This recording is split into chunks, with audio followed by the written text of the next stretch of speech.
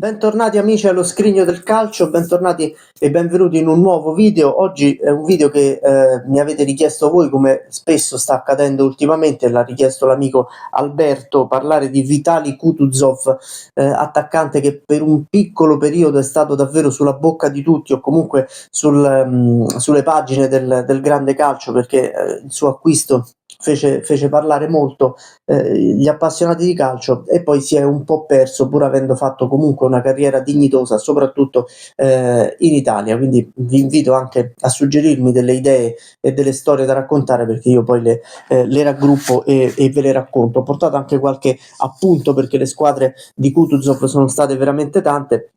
Ma da dove inizia la storia di questo attaccante bielorusso? Inizia a settembre del 2001. Perché? Perché Kutuzov gioca nel Bate Borisov, che in quel momento è la squadra più celebre, o che comunque sta sfornando più talenti in Bielorussia, e il Bate Borisov si prepara ad affrontare il Milan nel primo turno di Coppa UEFA. Tra l'altro io quella partita lì me la ricordo benissimo, a settembre del 2001, perché era la seconda volta in vita mia che vedevo il Milan giocare in Coppa UEFA, e quindi tutte le volte che io avevo visto il Milan giocare in Coppa, soprattutto in Coppa dei Campioni, erano tutte partite serali, e le partite del pomeriggio di Coppa UEFA me le ricordo viste così un po' in scioltezza, da semplice appassionato, perché erano di altre squadre, e le seguivo tutte perché era l'unico modo che io avevo, che noi avevamo in quell'epoca, per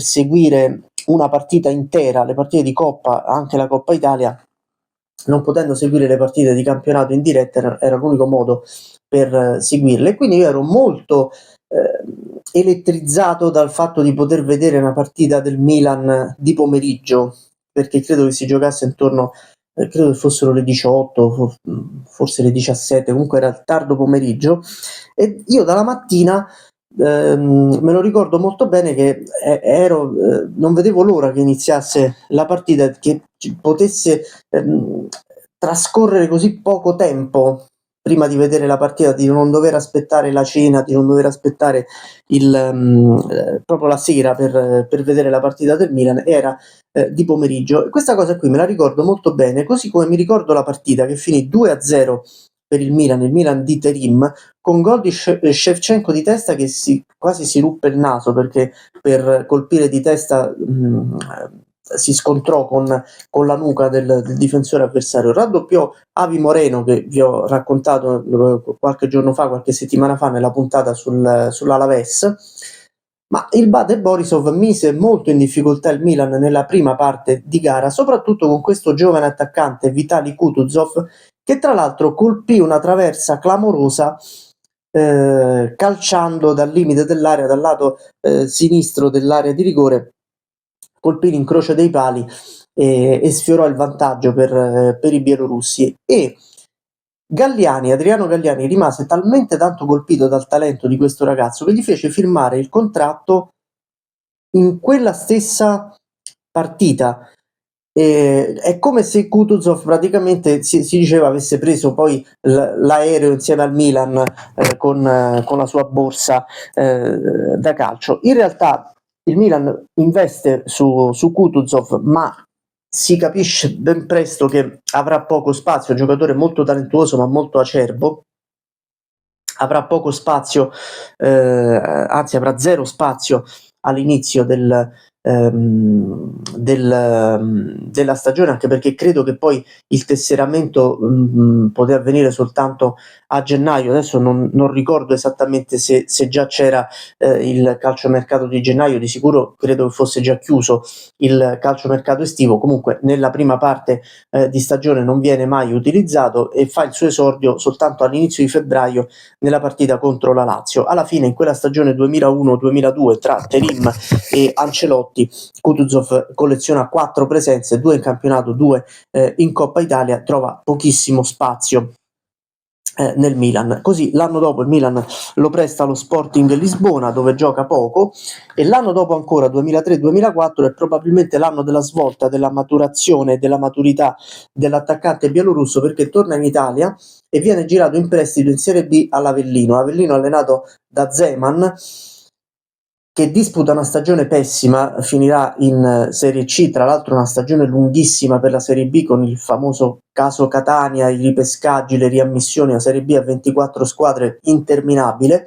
e Kutuzov, nonostante la stagione pessima dell'Avellino, che non giocava neanche bene come di solito giocano le squadre di Zeman, era tutt'altro che una squadra spettacolare, riesce a realizzare 15 gol, che sono tantissimi per una squadra comunque destinata alla retrocessione. Questo permette al Milan di cederlo in comproprietà. Le comproprietà adesso non esistono più, erano una sorta di acquisto a metà tra una squadra e l'altra, con la Sampdoria, e la stagione 2004-2005 la gioca in Serie A la Sampdoria segnando 4 gol. Nella stagione successiva ne segnerà 3, verrà acquistato per intero dai blucerchiati, dalla Sampdoria. È un attaccante non molto prolifico, ma che è molto apprezzato sia dai tifosi che dagli allenatori per il grande sacrificio, il grande lavoro che fa per la squadra, e quindi permette anche alla squadra di disimpegnarsi in circostanze di sofferenza o di difficoltà.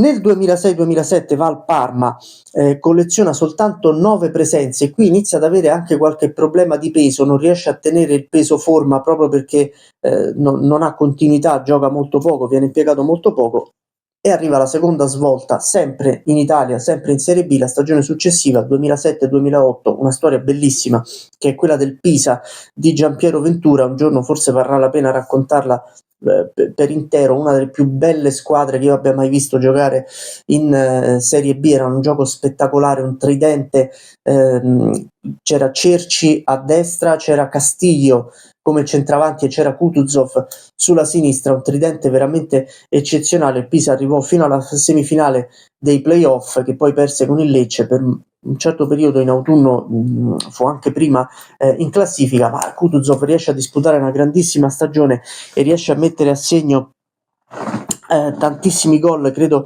una decina di gol in 37 partite. Poi si fa male ad aprile nella partita con il Chievo, ha un brutto infortunio al ginocchio e chiude anzitempo la stagione, motivo per il quale il Pisa, che inizia ad avere anche problemi economici in quell'estate del 2008, non lo riscatta, e Kutuzov finisce per tornare al Parma fino a gennaio, e poi al Bari, dove vive una buona fase di carriera. Segna 4 gol nell'anno della promozione con Antonio Conte in panchina in Serie B, e l'anno successivo torna finalmente a giocare in Serie A, stagione 2009-2010, e che ti combina che torna a San Siro, che aveva un po' assaggiato con la maglia del Milan. Prima giornata Inter-Bari 1-1, tra l'altro il Bari di Ventura che se lo tiene ben stretto, avendolo già allenato al Pisa. Un'altra squadra molto bella da vedere, quel Bari di Ventura in Serie A. Inter-Bari 1-1, quello è l'Inter che poi si prepara a vincere tutto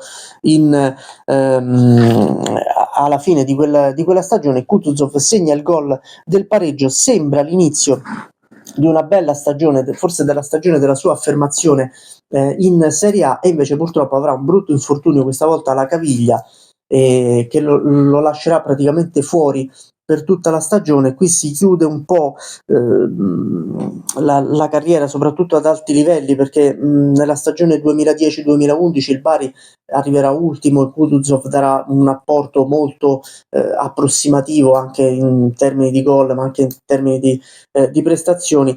Verrà messo fuori rosa addirittura l'anno successivo e finirà per essere svincolato e per non giocare più. Poi verrà anche coinvolto nel calcio scommesse di quel Bari, insomma molto, molto chiacchierato, anche se poi verrà assolto per non aver commesso il fatto. Insomma, la sua carriera si è chiusa con dei numeri e delle prestazioni leggermente inferiori al talento che aveva mostrato all'inizio. Comunque i numeri che io vi leggo non sono malvagi. Intanto con la nazionale ha disputato 52 partite, ha segnato 13 gol. In Serie A 99 presenze, peccato, con un'altra presenza avrebbe fatto 100 presenze in Serie A, che non è da tutti, 9 gol.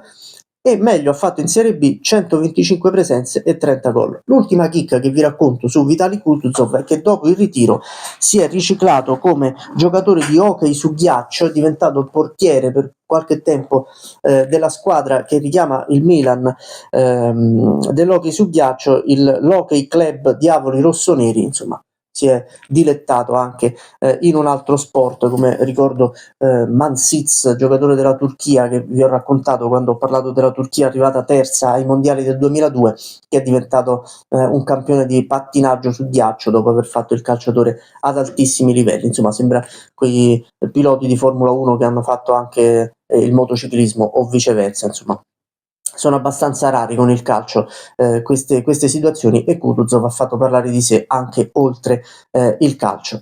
Questa è la storia di Vitali Kutuzov. Voi non dovete fare altro che iscrivervi al canale, lasciare like, commenti e suggerirmi altre idee di altre storie che io prossimamente vi racconterò.